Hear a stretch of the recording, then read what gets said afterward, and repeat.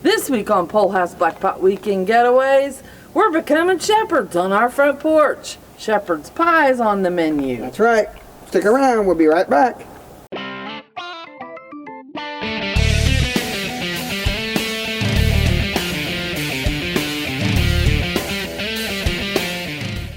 Well, hello. Welcome to us cooking on the front porch this week. And it's still winter time, so Yeah. we're still gonna do, we figured out a comfort food that we have never done on our video, and we haven't done it at home for quite a long time. No, we haven't. And what is that? We're doing shepherd's pie. A beef version of shepherd's pie. Moncton version of shepherd's pie. That's right. So stick around. We'll be right back after we get things gathered up. all right. Okay, so we have started 1 pound of ground beef in our Dutch oven. We're doing a 10-inch Dutch oven. To that, we're going to add some dry minced onion. You could use regular, but I wouldn't want to eat it. Okay, and we're also going to add some seasoned salt. Not too much because the beef stock's kind of salty. We're also going to add some coarse black pepper.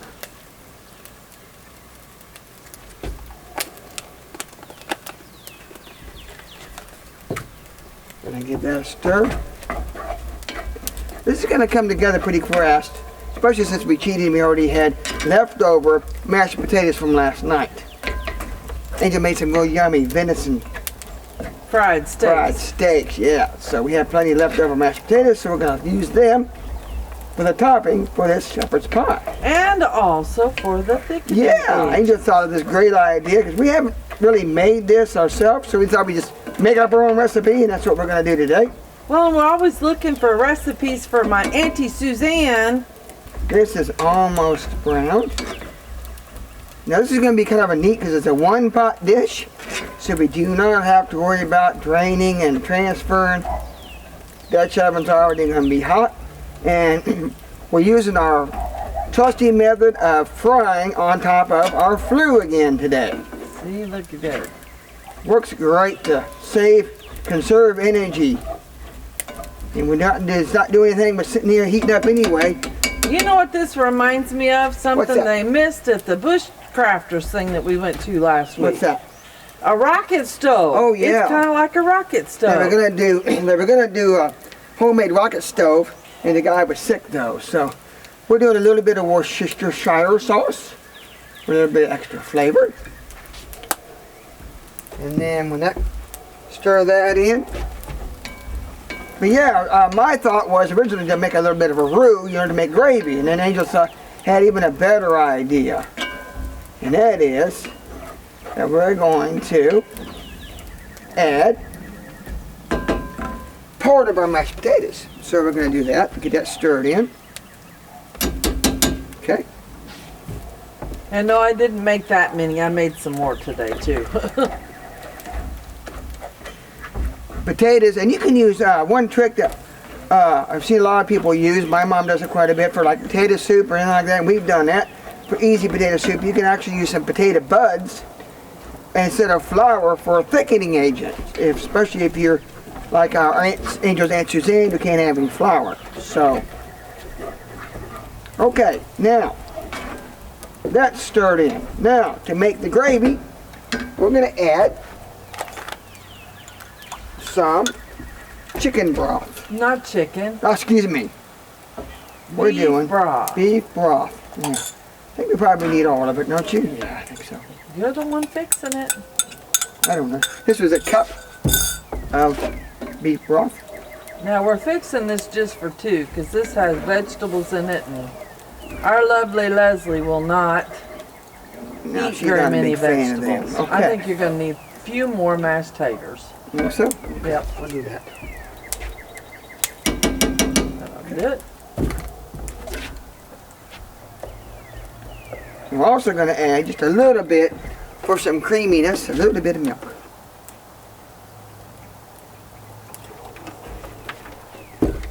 Okay, stir all this in, get them potatoes broken up in there. Now it's going to start out, we know, pretty soupy.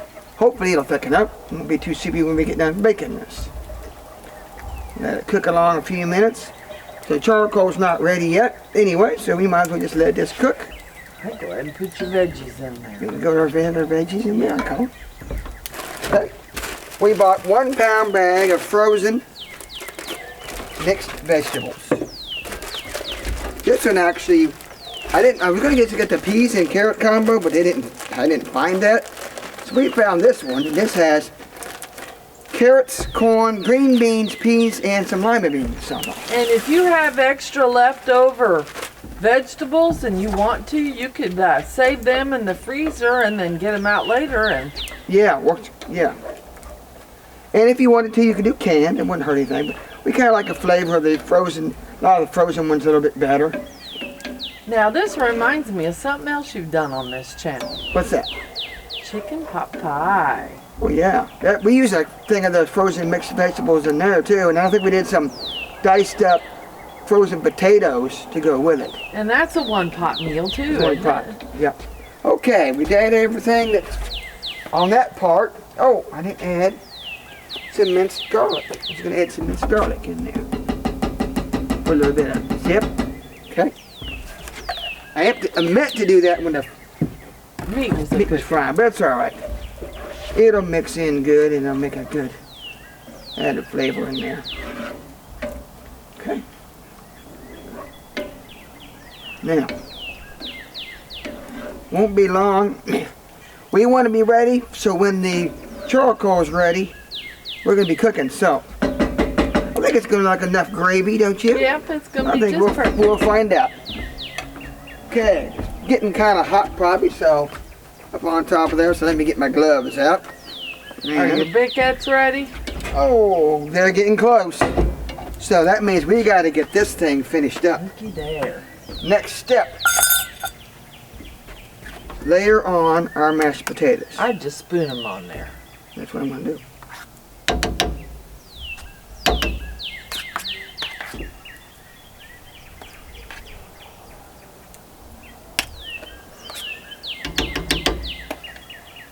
I'm not going to make, whoops.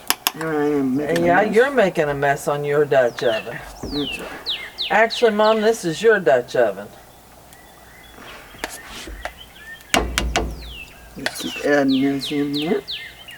Thought it's about time it got used again. As we're keeping an eye on them, they're getting kind of gray. And that means they're just about ready. They are ready to be used. So we're going to add this in here.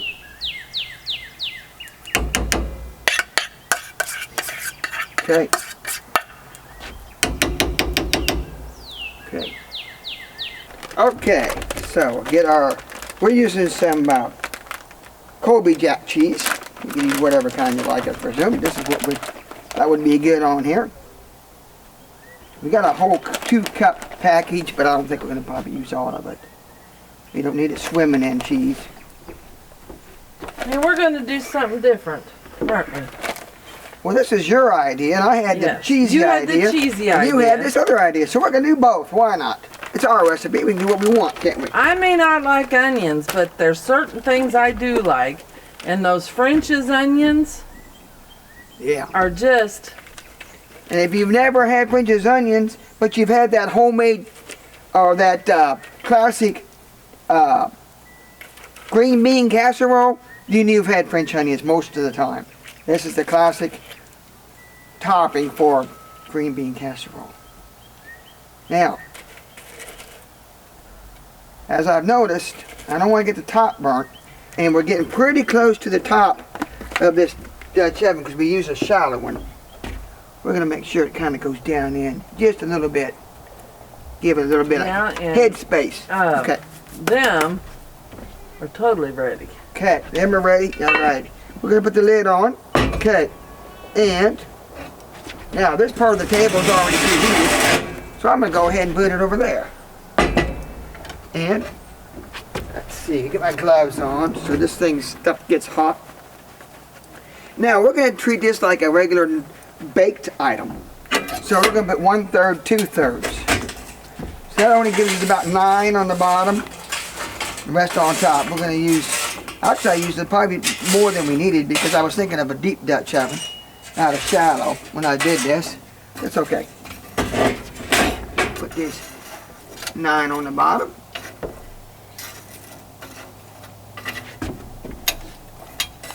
And as always, since we're baking, we're not going to put any in the middle, on the bottom. That'll give us a hot spot in the middle. We don't want to burn the middle of our dish. These down here.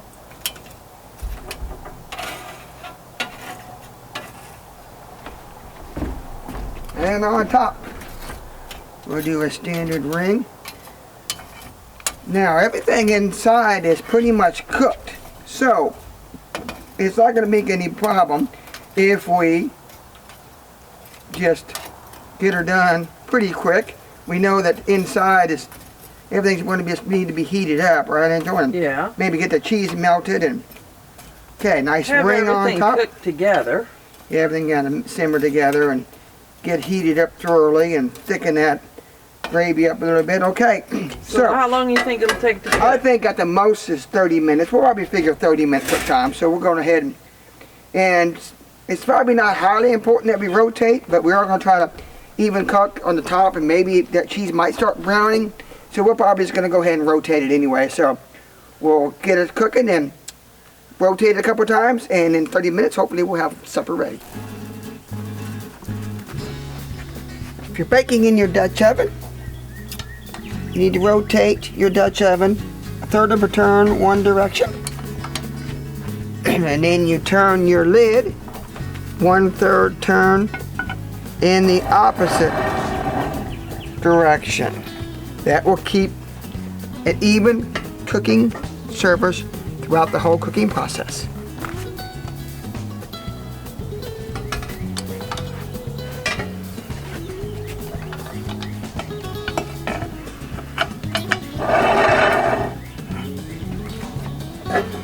I'll tell you what, I wish I had smell-o-vision. Yeah, it's been 30 minutes and it's steaming out around the top and we smell it, so we better be checking it.